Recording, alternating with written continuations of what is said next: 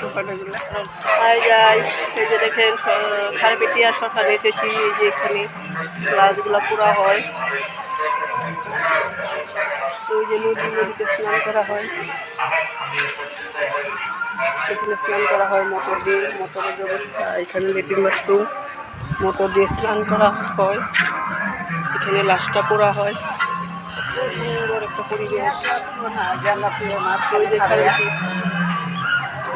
পরিবেশটা এত ভালো লাগে। মানুষের অন্তিমকালে যাইতেই হবে শ্মশানে। এই যে শ্মশানের পরিবেশ, খুব সুন্দর একটা পরিবেশ, দেখে তো ভালো লাগছে। দেখেন তো, আপনারা যদি চান আর সেই শ্মশানটা আইসা দেখতে দেবেন। শ্মশানগুলো মনে হয় না পূর্ণ ভূমি, পবিত্র স্থান, এত সুন্দর।